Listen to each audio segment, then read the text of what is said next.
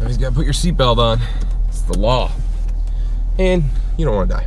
What's up, guys? Sledgehammer 70 back, and today is the day after I've returned my car fully to stock because I am bringing it back to the dealership probably sometime this week to get my new car. You know, I took off everything I've put on it. So the throttle controller, the catch can, swapped the rims and tires, the throttle body, ported throttle body. I mean, it wasn't a lot. I put back in the chip for the fuse pole so the exhaust is not open all the time. But the biggest difference is the throttle controller and the back to stock tire setup with the stock wheels. And man, I forgot how heavy those stock wheels are compared to the MRR Flowforge FS01s. But I'm gonna take a drive in the car. I'm actually gonna go get breakfast for my kids. You know, talk about how the car feels different from the time I modded it, which was really early on in mileage of owning the car. So check it out. And hopefully, since I'm not gonna hit the freeway, the wind noise won't be too bad and you can hopefully hear the car.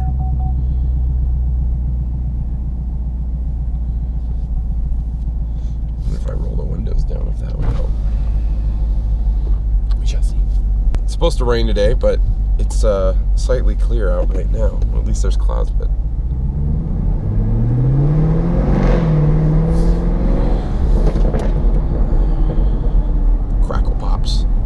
love it. Forgot I had to actually set the mode now.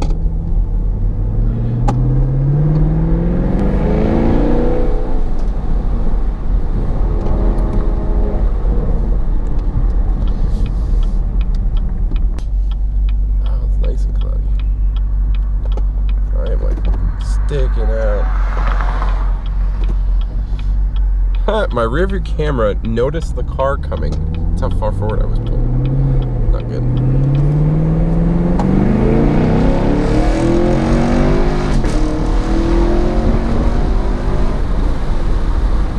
That never gets old. Okay. Roll the windows back up. That wind noise is pretty loud. I don't know if you heard that, but I'll find out when I edit the video. But, so changing the car back to stock has a few different feelings to it. You know, one, the tire grip, the feeling of the car, the handling, so like the side to side, and you can't see my steering wheel, but you know, those all feel slightly different. But the biggest thing is the throttle controller. Like when I just gassed it up there, I had to really like lay into the gas pedal to get her up and going. So, and that's one of the big differences the throttle controller does is, you know, you don't have to push the gas that hard to get that, throw you back in the seat, you know, your seat. But I don't know. I'm driving in a straight line right now. Let's see how she turns with the stock tires back on. A little, obviously less grip, not as much tire patch touching the ground, so, or the road. And there would be lots of cars coming.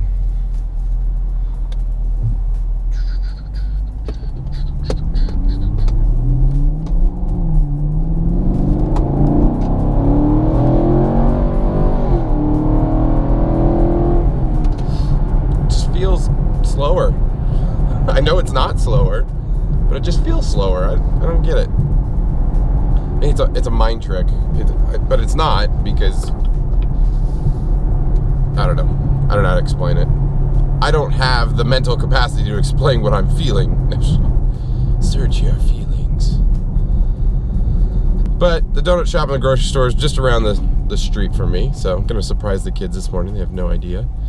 But yeah. You know, I'm going to be bringing the car down and getting the new one, and I don't know, I created a time-lapse video. I don't know if you guys watched it or not. Actually, it's really not a time-lapse video. It's just a sped-up video of me changing all the parts on my car back to stock. And I made the mistake when I was emptying the catch can again. I had my little Tupperware container, and man, there was a lot more oil in it.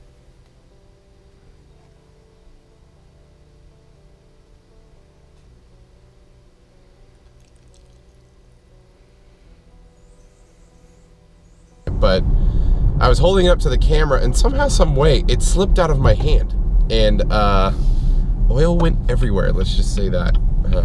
It was not a pretty mess. But Dawn dish soap for the win. Cuts through the oil and grease and all that other nastiness. Holy cow, it looks like it rained here in the last couple minutes. It's like super wet. Yeah.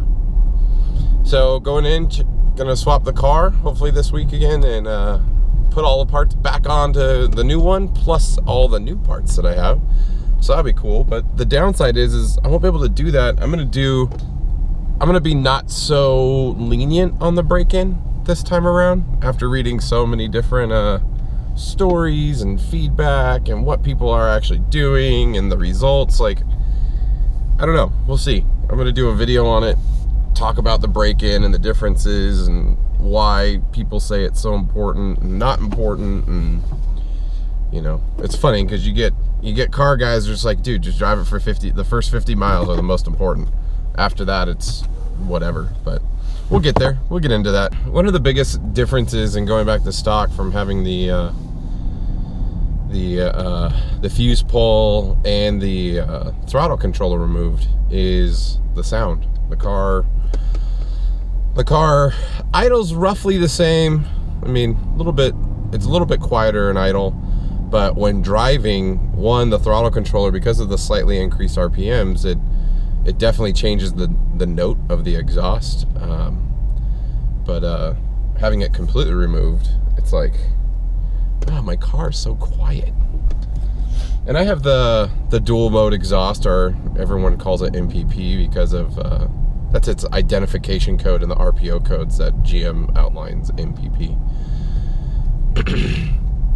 But the more and more I've been driving this car with MPP, I like it, and I like the functionality to be able to turn it on and off and make it quiet or not. And as you know, I've been driving around with a fuse pull, but that was mainly because of the rattle. But one thing that I do want that I like about it, again, is the functionality to turn it on and off. So silent mode versus just wide open.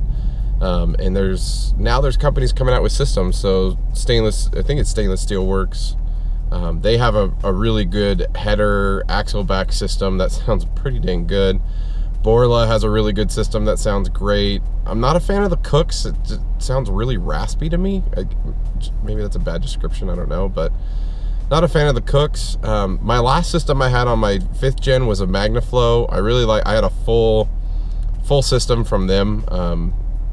Again, I was driving a V6 at that time, so it never actually sounded like a V8, but in regards to just a better sound or the transformation that it brought, it sounded pretty good. I'm really interested to see what they have for the V8 this time around.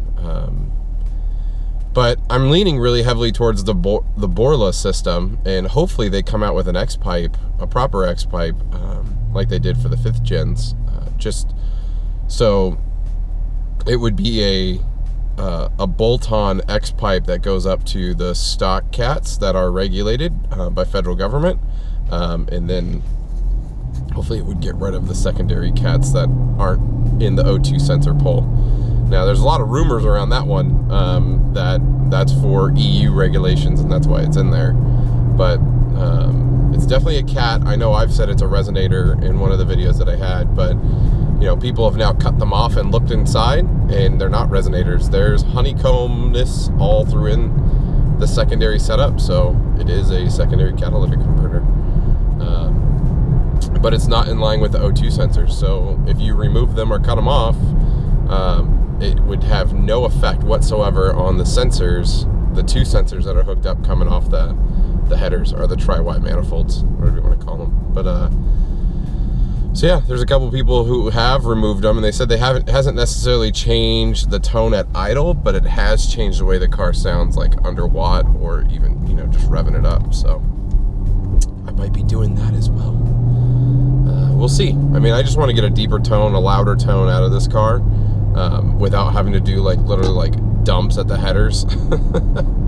I've seen guys do those on their 5th gens, and they sound awesome, especially if they cam their car. But that would be the ultimate step there for me, is recamming this and just giving it that lope, hearing that thing just turn over. I love that sound. It's what made me fall in love with muscle cars. And I mean, the cars do have a little bit of that, but not nearly the amount that the old school cars did. So yeah. So that's my drive. I'm driving like a baby right now because I have a large coffee and it's like to the brim and it's gonna spill. So I don't want coffee all over my Camaro. But yeah, that's all I gotta say. That's it. Hopefully the kids are excited they get donuts today. They usually are when I surprise them like this. So. Donuts. Getting the donuts. Wow, it's pretty. Big old cloudy sky. The nice thing is we hadn't had rain in a while, and the air quality out here was getting terrible. But now it rained, and the sky is clear.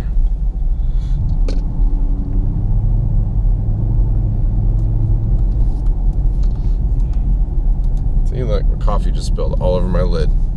If I would have taken off, that would have been a nightmare. That would have been a nightmare. Although I do need to get my car cleaned. It is ridiculously dirty right now. And I apologize to all of you for not properly washing my car. My trick in parking into the garage, I taped lined off the dimensions of the car. Call me crazy. But I did that so when I pull in just enough, like I have a couple markers and just sight areas that I know, like once they line up with my hood, that I'm basically in. But I'll throw the car into reverse and then back into drive real quick, and that will activate the camera for like 8-9 seconds so I could see the back tape line, because as soon as I see the edge of that tape line in my reverse camera, I know I'm in my garage. So that's how I don't run into things in the front, and just be really careful so I don't destroy my car. So there you go. There's a little thing I do when I pull into the garage. Set the parking brake so she doesn't lurch forward into the metal post, because that would suck. There you have it. So thanks for joining me this morning. I'll see you guys later.